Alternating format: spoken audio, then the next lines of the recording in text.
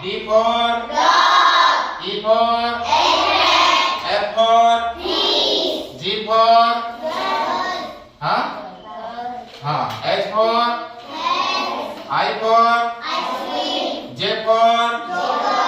K for kite. L for lion. M for monkey. N for nest. हाँ next मतलब घोंसला है ना.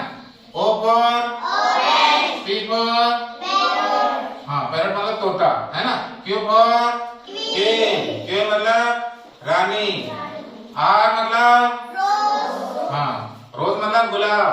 S मतलब सन है ना मतलब सूरज. T for tiger. U for umbrella.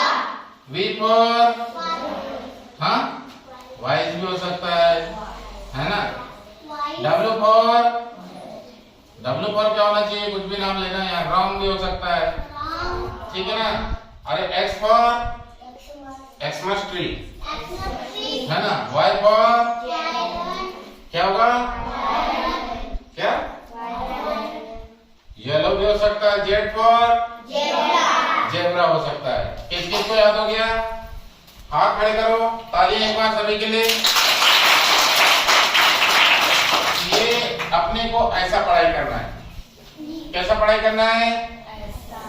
कौन कौन क्या बनना चाहते हैं. डॉक्टर कौन कौन बनना चाहते हैं. हाथ खड़े करो. पुलिस कौन कौन बनना चाहते हैं. इंजीनियर कौन कौन बनना चाहते हैं.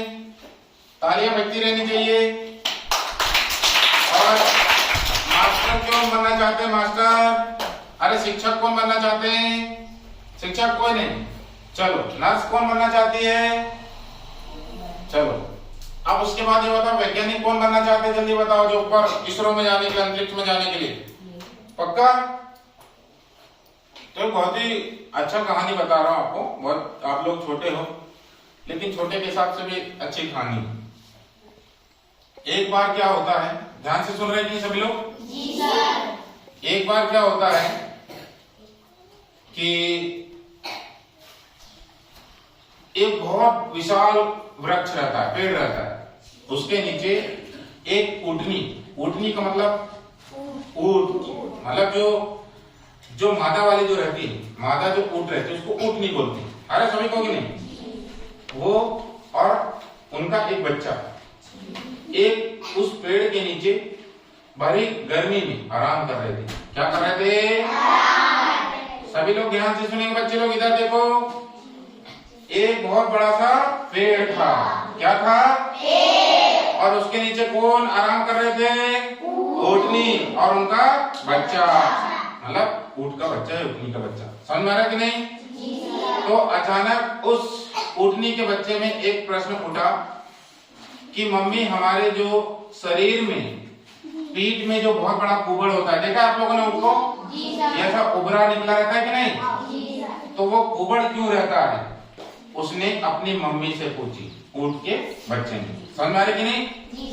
तब उनकी मम्मी ने जवाब दिया ये जो कुबड़ होता है हमारे शरीर में इसलिए होता है कभी हमको पानी नहीं मिले कभी भोजन नहीं मिले तो यहाँ से हमको भोजन मिलता है. मतलब कभी आपातकालीन स्थिति में जब हमको भोजन नहीं मिलता है तो ये वाला कुबड़ से हमको भोजन सप्लाई होता है. समझ में आ रहा है कि नहीं. फिर एक क्वेश्चन करने के बाद बच्चा थोड़ी देर चुप रहा. उसके बाद फिर एक क्वेश्चन किया कि मम्मी हमारे आंखों के सामने ये जो मतलब जो बालें होती हैं वो थोड़ी बड़ी बड़ी होती है. ज्यादा होती है. क्यों होती है. फिर से उसकी मम्मी ने जवाब दिया ये इसलिए होती है क्योंकि जब भी कुछ हवा धूल ऐसे कुछ चलती तूफान होता है तो कचरा ना जाए इसलिए ये हमारी जो आंखों के आसपास बड़े बाल होते हैं लंबी. समझ में आ रही कि नहीं. उसके बाद ऊँटनी का बच्चा थोड़ी देर बाद फिर वो एक क्वेश्चन और किया कि मम्मी ये बताइए कि हमारी टांगे हमारे जो पैर हैं और जो हमारे जो पैर का नीचे वाला जो है ये चौड़ी क्यों है. जो खुर जिसको बोलते हैं ये चौड़ी क्यों है. इसी चपटी चौड़ी लंबी और चौड़ी क्यों है. तो उनकी मम्मी ने जवाब दिया कि बेटा जब हमारे ऊपर किसी प्रकार की विपत्ति आती है मतलब कोई संकट आता है खतरा आता है तो हम रेत में, रेगिस्तान में दौड़ सकते हैं। इसलिए हमारे पैर कैसे हैं? लंबे। कैसे हैं? लंबे। समझ आ रहा है कि नहीं? फिर ऊँटनी का बच्चा इतना सब आंसर सुनने के बाद, उत्तर सुनने के बाद चुपचाप बैठ गया। फिर उसके बाद कुछ देर बाद मम्मी को बोले कि मम्मी हमारे पास कुबड़ है जहां पर भोजन संचित रहता है ना, भोजन संग्रहित रहता है। ठीक, भोजन संग्रहित रहता है। उसके बाद ये बड़े बड़े नेत्र के आजू बाजू बाल हैं जो हमको सुरक्षा प्रदान करते हैं, रक्षा प्रदान करते हैं। अब तीसरा जो हमारी जो टांगे हैं, जो पैर है, बहुत लंबे लंबे हैं जो हमको दौड़ने के लिए मतलब मदद करते हैं। फिर भी हम चिड़ियाघर में क्यों हैं? हमको यहाँ कैद नहीं रहना चाहिए था। जब सारी चीजें, भोजन हमारे पास में, सुरक्षा के सारे चीज हमारे पास हैं, पैर लंबे हैं, समझ में आ रहे कि नहीं? पैर लंबे हैं, उसके बाद भी हम लोग यहाँ पर गुलामी कर रहे हैं। हम भाग क्यों नहीं रहे हैं? तो इस कहानी से तात्पर्य यह है, क्या सभी लोग अच्छे अच्छे बड़े बड़े पदों में बैठना चाह रहे हैं? सभी लोग कुछ अच्छा कुछ करना चाह रहे हैं, लेकिन मेहनत कोई कर रहा है क्या? नहीं कर रहे हैं। मेहनत कोई कर रहा है क्या? नहीं कर रहे हैं। हमारे बीच से कुछ ही लोग कुछ अच्छी जगह पर पहुंचते हैं, लेकिन हम लोग नहीं पहुंच पाते हैं। हमारे माता पिता की जागरूकता की कमी के कारण, मतलब वो जागरूक नहीं होते हैं हमारे प्रति, हमारे बच्चों के भविष्य के प्रति। इसीलिए कहीं ना कहीं आज हमारे देश के जो नवनिहाल हैं, जो राष्ट्र निर्माता हैं, जो बच्चे हैं, वो कहीं ना कहीं पिछड़ रहे हैं। इसलिए हमें प्रयास करना है कि अगर आपको कुछ अच्छे जीवन में कुछ अच्छा कुछ चाहिए, जीवन में कुछ अच्छा कुछ रोटी कपड़ा मकान सारे सुख सुविधाएं चाहिए, तो आज से हमको पढ़ाई करना है। क्या करना है? कहानी अच्छी लगी हो ताली बजाएंगे। किस किस को कहानी अच्छी लगी?